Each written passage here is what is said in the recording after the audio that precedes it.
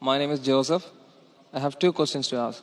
Why all the Muslims men are allowed to marry for 4 women? And the second one is, how can you prove that Jesus was not crucified? Brother, there's two questions. Brother, are you a Christian? I am. Brother, there's two questions. That why does Islam permit a man to have up to 4 wives? Why does Islam permit a man to have more than one wife? And second question, how can you prove that Jesus Christ, peace be upon him, was not crucified? That Quran is the only religious book on the face of the earth which says marry only one. You read the Bible, you read the Ramayana, you read the Mahabharata, you read the Veda. No religious book on the face of the earth says marry only one besides the Quran. If you read Ramayana, the Hindu scriptures, the father of Sri Ram, he had more than one wife. If you read Mahabharata, Sri Krishna, how many wives he had? 4, 10,000, 10,000. He had 16,108 wives. So if Sri Krishna can have 16,108 wives, so why can't Muslims have maximum up to 4? If you read the Old Testament, it says that Solomon, peace be upon him, had 700 wives. Abraham, peace be upon him, had 3 wives. So Old Testament tells you can marry as many wives as you want. Same as the New Testament says that you should follow Old Testament. So in Hinduism, in Christianity, in Judaism, you can marry as many as you want. It is later on that the church put a restriction that Christians should marry only one. It is later on Rabbi Benjamin Yehuda passed a synod and say that Jews should marry only one. Otherwise, previously, they used to marry as many as they wished. It is the Indian penal code in India in 1954 that put a restriction and said under the Hindu Special Marriage Act, the Hindus should marry only one. But the scriptures put no restrictions. Let's analyze what does the Quran say. Quran says in Surah Nisa chapter 4 verse number 3, marry women of your choice in 2s, 3s or 4s, but if you can't do justice, marry only one. This statement, if you can't do justice, marry only one, is only given in the Quran and no other religious scriptures. Let us analyze why does Quran give permission for the Muslim men to marry more than one woman, maximum 4. The reason is that by nature, male and female are born in equal proportion. But if you ask any pediatrician, he will tell you, the doctor of the children, that the female child is stronger than the male child in fighting germs and diseases. So you have more deaths among the male children as compared to female children. So in pediatric age itself, the females are more than the males. As life goes on, there is death due to wars, due to alcoholism, due to drug addiction, due to accident. In all these cases, more men are dying as compared to females. So today in the world, there are more females as compared to males.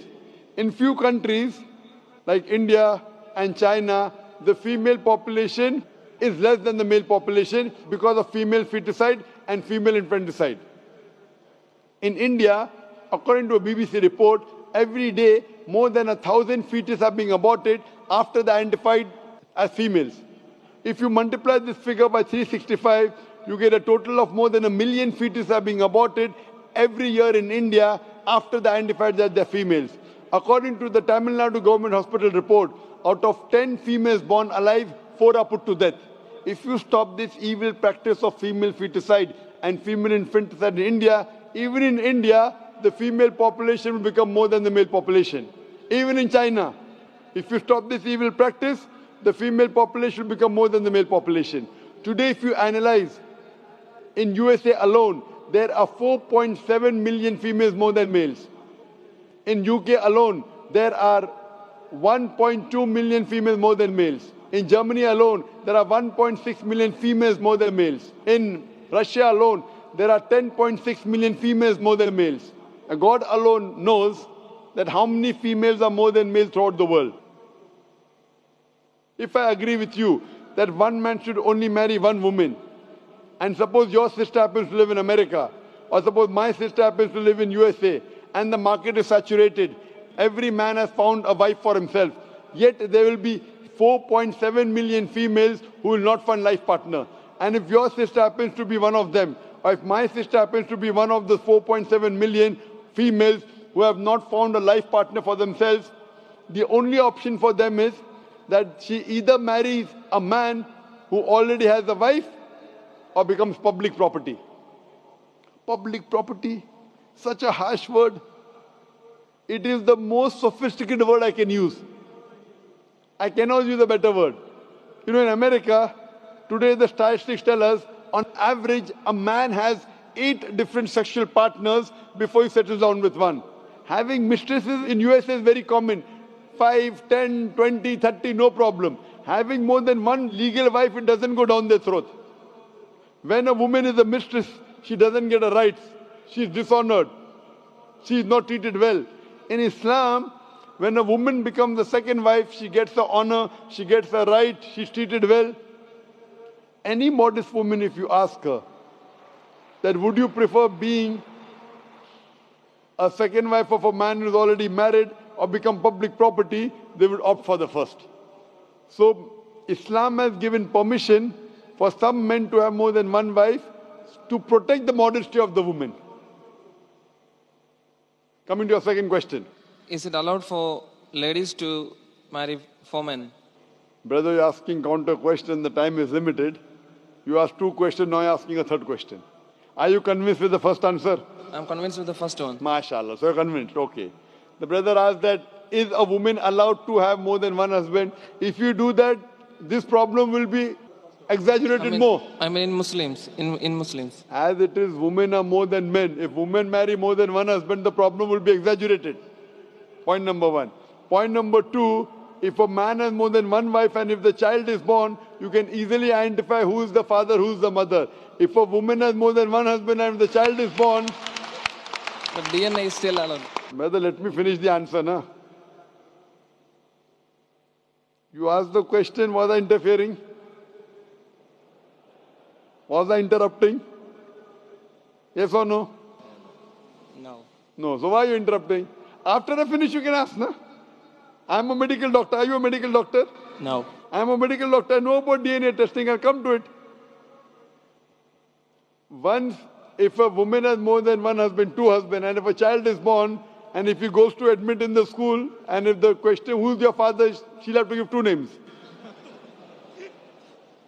You're talking about DNA testing. I know about it.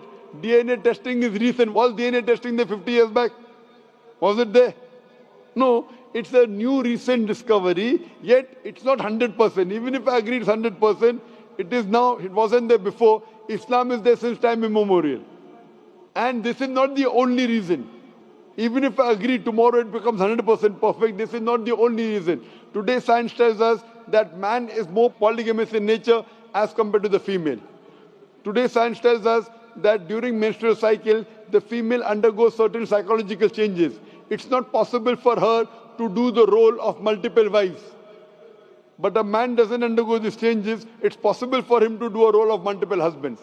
Today science tells us that if a man has multiple sexual partners and all are faithful, there is no problem. But if a female has multiple sexual partners and all are faithful, there are chances of sexually transmitted diseases to emerge.